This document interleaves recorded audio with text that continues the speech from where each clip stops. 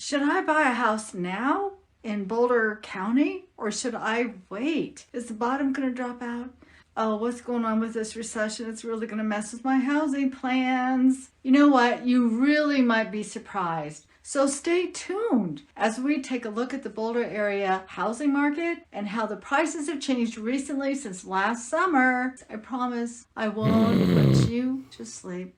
Of course, there are two things that are the most important to home buyers. They want to focus on the interest rate for sure, and also the price. The price you pay is the total amount of the negotiated price. Did I just say negotiated price? That's a term from the past, since most of the nation has been in a bidding war zone. With 76 million baby boomers who've built a lot of equity in their homes over the past 25, 30, and sometimes 40 years or longer, they may bring a lot more cash and pay the listing price with no or a very, very small mortgage amount. We're seeing more of that in our area, and I'm sure other areas around the country are also experiencing more cash-heavy buyers right now. Let's take a look, a really quick view from our MLS behind the scenes and see where Boulder County is headed. Okay, here we are. We're in the back end of my MLS. We're only going to look at Boulder County. So Boulder County is going to incorporate all of the median sales prices for condos, townhomes, on all the different cities around Boulder, which has a variety of price points. So all those things that you've been hearing about the high prices in Boulder, well, they're still there. But for this demonstration, we're going to focus on the average or the median sales prices of every property in Boulder County. So we can go back 3 years and we can kind of see the average sales prices for everything starting before COVID. And then in 2021, it got a little crazy. That's when things started going nuts. And then it continued on and it got even crazier in 2022 with multiple offers, bidding wars. 100,000 over asking, at least in our market, and in Boulder, I heard 500,000 over asking. The craziness started then, continued on, and it peaked in 2022 in April and May. And then since then, the median price points have been dropping. And that has to do with the interest rate craziness. And what we're seeing today, we would call moving into a buyer's market. So really deciding on whether to buy a home now is more of a factor of fit and affordability than whether you can time it perfectly. That's really hard to do. In the next part of my video, I'm going to share some tools that you can use and refer to over and over to help you navigate our real estate markets. You'll learn what an impact a 1% increase in interest rates makes to your actual purchasing power. I'm sure you'll find that information very insightful and really encouraging. If you stay to the end, I have another video that I think you might really like. Really? I like it. So let's take a look at this historical chart really quickly of interest rates all the way back to 1972. Here we are, we're looking at a historical 30-year mortgage rate chart.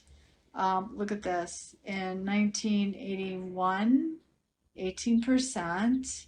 That's crazy. This is just going to be an indicator of what's been going on in our economy since 1971. Several things. If you want to dig into the history of our economy during those times, go for it. Yeah, we have had a lot of activity in our economy since then, and things are always changing. It's never going to be the same.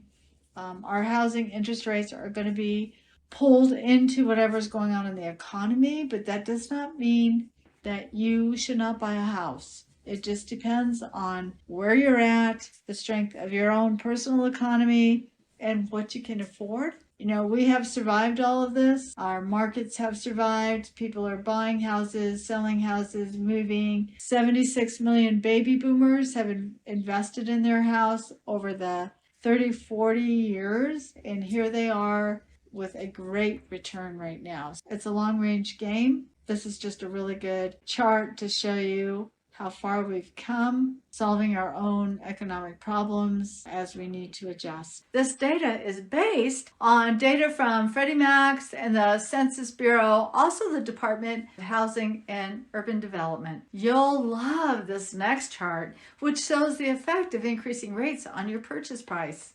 Okay, so I stumbled across this article by Tim Lucas years and years ago, and I have shared it over and over with buyers as we have proceeded through the years. He is the editor for thisismortgage.com, and he's recently republished the same article in 2020. This information doesn't really change. It's just a good guide for you all who are going to buy a new house as to what the increase in interest rates is going to do to your buying power. And it says right up here, pretty basic, a 1% rise in rates will decrease your purchase power by 11%. Keep that calculation in your head. This actually just gives you a really good visual. Over here on the left side, you have the purchase price points. On this particular example, the highest he has is $500,000 all the way down to 150, which I don't think we'll ever see that again, at least not in our area. And then the bottom grid is your monthly payment for principal and interest, what you want it to be. And then the graphs indicate the increase from 4.5% to 6% in interest rate and how that visually affects what price point you should be shopping in. So the blue bars represent 4.5% across the board here, and that's at different price points here.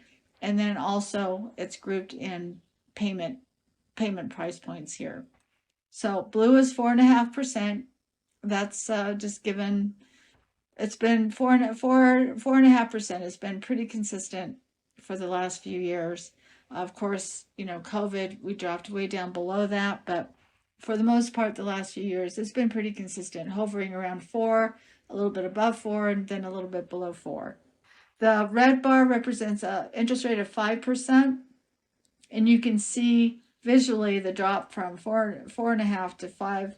The increase in 4.5 to 5%, what it's doing to your purchase price. And then the green is 5.5%, which is what we're really close to right now, maybe just a little bit higher than that. So you can see what's happening with your buying power. Will it, and then the last but not least is 6%.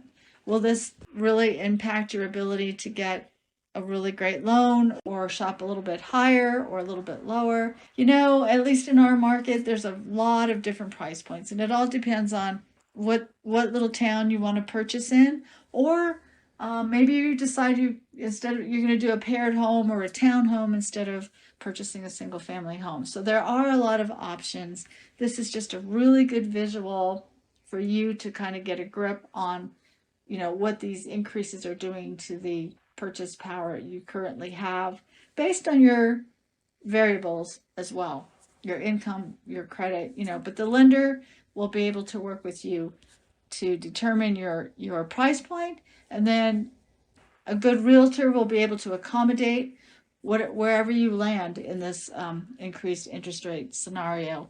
And we do have a lot of options, so sit with that. There are options if you can't afford the $650,000 house over in Erie. Maybe you can afford a really great house in Longmont for $550,000. I'll give you a link below to this because it's really good to have handy as we're all trying to navigate the interest rates right now.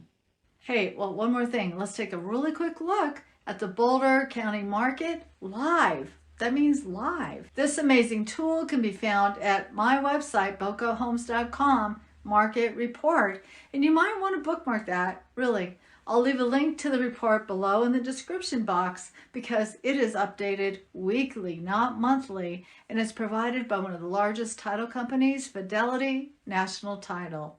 Okay, we are looking at a really super sweet one-page report. It won't put you to sleep. If you want to know what the market's doing in and around Boulder County, you can pick a city in particular, and you can see in one page if it's a buyer's market, a seller's market, the average days on market. We can look at different values like median days on market, price per square foot, the average properties with price decreases, a lot of different options. You can also see this really cool market action index. Basically, that's going to tell us the dial. If it moves to the right, it's going to be a seller's market still. If it moves to the left and the prices keep coming down, it's going to be we're going to be headed into a buyer's market. So this is the crossover data point of 30. And this dial is going to change by, you can even change, it'll change by zip code. So it'll get really down into the zip code and give you the actual market action index. And this data is updated every week. So this is the most up-to-date report you can probably get. Most of them will be a month behind, and this one is only going to be a week behind. So you should bookmark this. It's provided by Fidelity National Title. I'll leave a link below, and just bookmark it and pull it up whenever you want to take a peek at what's going on in our market. All right, let's move on. So, what comes first, the chicken or the egg? Let me know in the comments below. What comes first, the realtor or the lender? There's really no perfect answer, but they have completely different agendas. A realtor should know the current market inside and out and be able to provide you with reports just like the ones we've been looking at so far. They should provide a service guarantee and a VIP buyer program. And they should have the best lender partners to refer you to, with the most innovative programs available and up to date. Your real estate professionals should be able to offer you cash buyer programs, turning borrowers into cash buyers. And that means you get to negotiate the even lower prices farther down, saving you a ton of money. Or maybe you need to sell your house in order to buy a new one. And how about a lender that will pay cash for your new home so that you can move right in and then sell yours after? And with a guaranteed buyout if it doesn't sell within 6 months. Maybe as a seller looking to downsize, you want a lender that can help you keep your retirement funds while purchasing your absolute dream home with only about half, maybe a little bit more than half down, and no payments as long as you live in the house. Now, I'm not a mortgage broker, but there are really great programs out there right now. You can pick a lender first, maybe one that you've used before, and a realtor should really work with you to accommodate the lender of your choice. But do keep in mind, they have 2 different specific areas of expertise, and each one should be able to tell you what their closing success rate is and has been for the past few years, and in different types of markets. You know, you should be supplied by your real estate professional with many options available to choose from based on your personal needs. Remember, you are building your personal winning team, and that is so very important. Your team should live and work in your target market and provide the most current and up-to-date programs out there, including options you may never, ever, ever have heard of up to date. I hope this information gives you some encouragement, actually, and many tools that you can use every day or every week or every month, and answers questions that buyers really want to know during this time of increasing interest rates. And oh, don't forget to check out more videos below in the description box. Thanks for watching. I'll see you on the next one.